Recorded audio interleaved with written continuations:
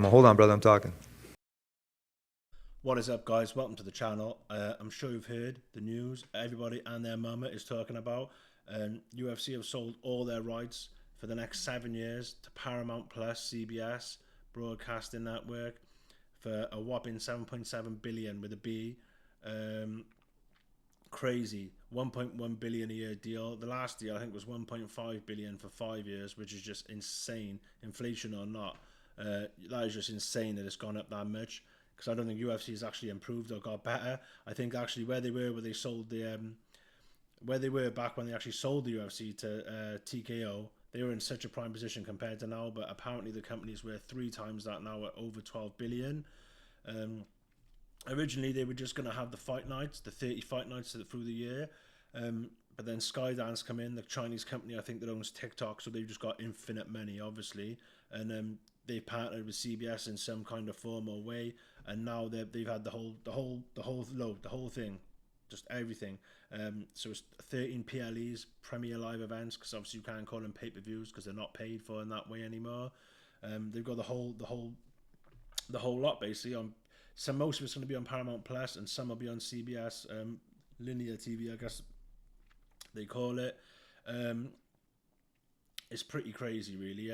$80 a month people were spending. Now they're not. They're going to be spending $8 a month for Paramount Plus, or $12.99 for Paramount Plus without adverts. Everyone keeps thinking it's going to go for the roof, their price. Paramount apparently are saying they are not going to put their price up at all. They're going to keep their price as is. I mean, I doubt that'll be over 7 years, but it works out at about 25 million an event. Obviously, some events bigger, more valuable than others, but just if you break it down per event, I think it's somewhere around 25 million. I heard. It is wild. Paramount is literally valued at $6.6 billion. So the company isn't even worth more than the deal. I think they're planning on or banking on there being a couple of crossover superstars, because we are due one. Taporia doesn't seem to be that guy as big as he is, because I think he would be bigger than he is by now. He's already a 2-division champ, flown through division after division. Oh, well, I suppose he didn't fly through lightweight. He went straight to the top. But you know what I mean. So did McGregor. But McGregor was selling out stadiums when he was on the prelims back in 2013, fighting in Boston, and the whole crowd was full of Irish flags. It was just, you never see anything like it. The only other crossovers we've had are Brock and Ronda. Ronda was an anomaly. Brock was just, obviously he had the fan base from WWE in his college wrestling days. He was already just a megastar anyway. But other than those three, we've never really had a major crossover star, so we're probably due one.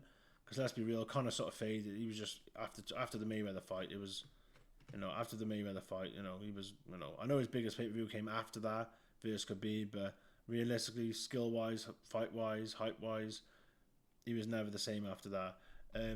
What's also going to be interesting is what happens to PFL? Where does PFL fit into all of this? Just like Kevin Lee, because I think it's going to probably actually help them, but I think all it's going to do is just slow their guaranteed, almost certain demise.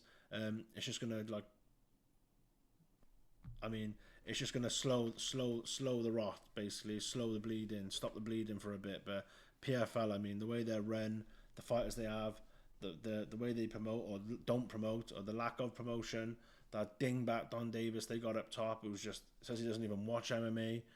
That company's going nowhere, and all the fighters there know it. They're just wringing it dry. All the investors, I don't know how these people are investing into this company, PFL. I have no idea. The people who are helping him must be getting kickbacks from PFL or something, because it makes, I don't know how these people are getting blagged into investing in PFL. People have gone up against the UFC, like even Trump.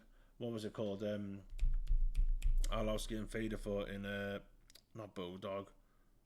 Affliction, things like that. It's just like Dana says, it's just a losing money business. I think the only other successful ones have been Bellator and Strikeforce, but I think most of the time they were operating at a loss too, hoping they were going to turn it around. So yeah, I don't think it's going to help PFL. They're the only MMA promotion on ESPN now. So will ESPN give them the boot? Will they be happy just having? If you're not going to have UFC, do you really even want PFL? Because PFL sucks. Let's be real, it sucks.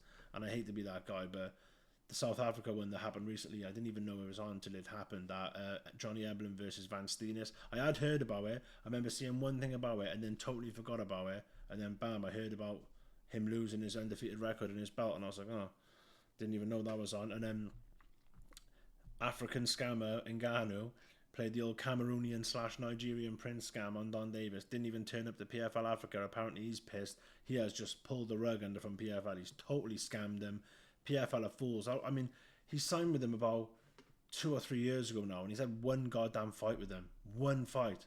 Just absolute scam them. And I don't blame Ngannou. Hey, do what you got to do. These promoters are scumbags. They deserve to get scammed, but from the business side of Don Davis and people like that, they're absolute idiots. Like, the fact that it wouldn't have been in his contract that he has to turn up to that or he'll be fined 600 grand or something. Obviously, he's just up to him. They just on a handshake deal, like hoping he's going to do the right thing. That's not how you do business. Do you know what I mean? This is pretty wild to see the UFC all the way back from like Bravo TV, Spike TV, not being on TV, being on like only being able to order it through like that crappy little cable pay-per-view thing. And they went up in the ranks to Fox and Fuel on Fox and FS1 and FX and all that, and then they ended up on finally getting the deal they originally wanted before they signed with Fox. They thought they were going to have with ESPN, and now sort of pivoting, which is a bit of a strange one, to Paramount. But I guess the money's the money. It is what it is. I mean, people don't care what you're watching it on. They don't care. Oh, I'm not going to watch UFC because it's on this particular network or this particular app. People are going to watch UFC. If people got to look out their window to watch UFC in the sky, they're going to be looking out their window to watch UFC in the sky. Best believe it. It's going to be interesting to see where the Ultimate Fighter, Contender, and the Road to UFC goes. It will be interesting. I think they might all just end up on UFC Fight Pass. I'm not sure how that's going to work. Also, fighter pay-per-view points. Where's going to happen with that? The fighters are already getting bent over and done with no Vaseline on a regular basis. Are they going to get bent over further? Or are they going to sort of come to some sort of agreement where they can sort of estimate what their buys would have been, use their old and their projections, their old fights and their projections of where they were going to be to sort of work out a fair amount and get the fighters to agree? Because obviously the contracts are set in stone, and all contracts now are also set, so there can be no more future lawsuits. I mean, they're scamming them that bad. There's been a 350 odd million payout that the UFC's been forced to pay by a judge, but I thought that court case would end with it being, yeah, you've got to pay him this, and from now on, this is the rule. You can't pay less than 30% of your net thing.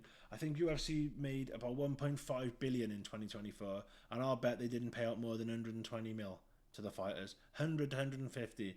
No more than 150. I don't reckon it's more than 10% they're paying the fighters. Which is just absolute. It's almost like slavery, if you ask me, because these fighters are the ones that make the UFC. I know the UFC is a brand and they put a lot into it, but I think the fighters should be getting at least 35-40%, and I think that's fair, because the UFC does deserve a chunk, because a lot of people invested time, money, run the company at a loss for years, and then you don't do that to then not get anything at the end. But they've been profitable for so long now. I think they could easily be paying the fighters 30-35% and still making a huge amount of money, a massive success. But I guess when you get into the billions and you just get rich and greedy, and you've got these investors, greed knows no bounds, you know what I mean? They just reaches right deep inside the core of you, greed, you know what I mean? So it is what it is, but it will be interesting to see how the pay pans out, because obviously contracts already set up in stone. That will be interesting to see. TKO stock has risen by 13% apparently as well. £176 a share. Man, if you would have known this was going to happen, you probably could have bought a load of shares. Say you had, 100 grand sitting around in the bank spare, you could have spent it all on the shares, and now they've gone up 13%. They'll probably go up to 17 or something in the next few days, and then boom, sell them. You made a nice little 20 grand, you know what I mean? On a safe investment anyway, because UFC's not going anywhere. The TKO stocks aren't going anywhere. And what else is going to be really interesting, which I really want to know more than anything, is what's going to be the debut for Paramount Plus, and what's going to be the debut for CBS. Because I remember the first ever main Fox, like the actual main big Fox debut show was Velasquez versus Dos Anjos, which was a heavyweight title fight, which was absolutely huge at the time. Like, he literally just whooped Brock in amazing fashion. He was on top of the world. UFC was exploding. JDS was a rising megastar. Like, you've got to understand this heavyweight division, like, unless you're around at the time, I feel sorry for you if you've only been watching UFC for about 5 years, because you must think heavyweight is just the most pathetic division ever. There's guys who are like floated around the top, the bottom, sort of 10, 11, 12, who would be champions now easily. They'd even be Aspinall, and I'm not talking rubbish. You can say what you want, but that's the fact. They were just so much better back then. But I remember that was the debut. The first ever FS1, Fox Sports 1 show, I'll never forget it. It was Chael Sonnen versus Shogun Rua, and he made Shogun ball out crying, because this was at the peak of Chael, when he was just trolling Brazilians like Vanderlei, Anderson, and they hated him. So Shogun was like, he had the whole of Brazil on his back. He needed to win this. A shooter box guy, he needed to win this fight. And it was one of the weirdest things you've ever seen in your life. If I remember rightly, I'm pretty sure the fight starts and Shogun literally just runs at Chael. Maybe he was trying to think, rather than get wrestled, I'll initiate the wrestling. And I think that's all he could have been thinking. And he ran with a dodgy takedown for Chael. He shot. Chael just locked up a guillotine and just tapped him out within about 20 seconds. And Shogun was just bursting into tears. I felt bad for the guy. He was hysterical. He was beside himself, considering he'd only just lost the fight. Like, it was, you could just tell he was thinking, God, I won't be able to walk around Brazil, because you've got to understand, Chael had death threats. He was hated. Anyway, getting off track. So those are the two debuts on Fox. I think the other debut on one of the other Fox channels, maybe it was Fox on Fuel, was Ellenberger versus Diego Sanchez. But then the ESPN debut, I've got it written down here. It was, well, I thought it was Ngannou versus Velasquez, but it was actually Cejudo versus Dillashaw, which was a title fight, but it was on ESPN Plus. The actual first debut on actual ESPN, the official big boy channel, like the big boy Fox, big boy ESPN, was Ngannou versus Velasquez, which was a rubbish fight. Kane was in no shape to be fighting. He hadn't fought in years. His knee was knackered. He shouldn't have been fighting. It was a waste of time, but it was still a big fight at the time. So it'd be really interesting to see what they come out with. I mean, it's going to be January. So who could it be in January? I think it'll be 2 title fights. I think Merab could be involved, and maybe Ilya. That would be very interesting if they put Merab and Ilya on there. That would be very interesting to watch. But then again, for the American audience, I can't see that happening. We'll have to see how the title fights, how things shake up, what happens with Chimaev, DDP and all that, and see where all the other middleweights stack up and stuff like that.